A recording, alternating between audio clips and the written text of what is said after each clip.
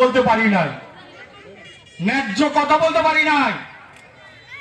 কথা বললে আমাদের মধ্যে মানে একটা সবসময় ভীতি কাজ করতো, কি হবে কি হবে, আমাদের কর্ম থাকবে কি থাকবে না, আমাদের জীবন থাকবে কি থাকবে না, এরকম কোণঠাসা হয়েছিলাম।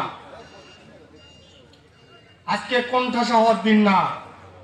আজকে যদি অধ্যাপক ডাক্তার মইনুল হাসান সাদিক স্যার আমাদের এই আসনের এমপি হয়, আমরা সর্বোচ্চ পর্যায়ে বলতে পারি যে আমরা আমাদের ন্যায্য অধিকারগুলো ফিরে পেতে পারবো, আমরা আমাদের ন্যায্য অধিকারগুলো আদায় করে নিতে পারবো, আমরা আমাদের কথাগুলো তার কাছে যে উপস্থাপন করতে পারবো। আজকে প্রধান অতিথি মহোদয় এখানে উপস্থিত থাকলে হয়তোবা ভালো হয়তো, আমি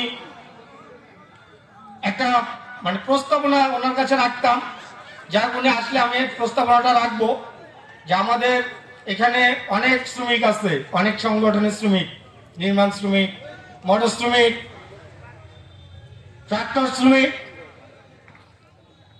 সব ধরনের শ্রমিক আমরা এখানে উপস্থিত হয়েছি।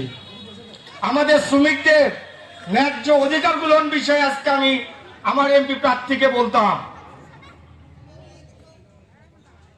কিন্তু আমাকে আগেভাগেই বক্তব্যটা দেয়াতে আমি এই জিনিসটা মানে বলতে পারবো না মনে হয়।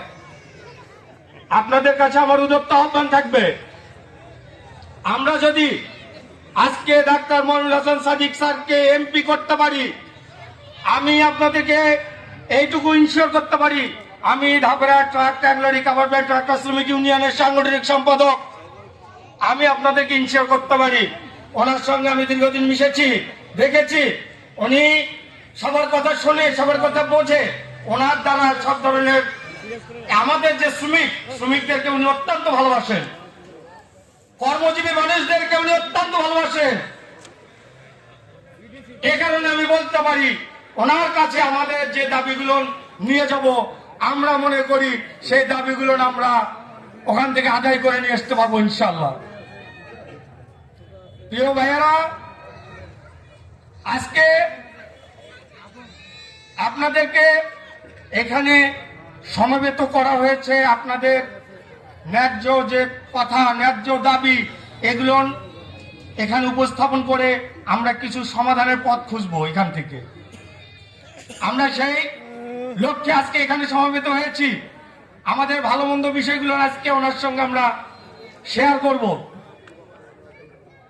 আমরা যদি আজকে তার কাছ থেকে ভালো মন্দ বিষয়গুলো শেয়ার করে নিতে পারি, তাহলে পরবর্তী সময়ে অধ্যাপক ডাক্তার মইনুল হাসান সাদিক যখন আমাদের এই সাদুল্লাপুর পলাশবাড়ি আসনে এমপি হয়ে আসবেন, তখন আমরা এই জিনিসগুলো তার কাছ থেকে আদায় করে নিতে পারবো।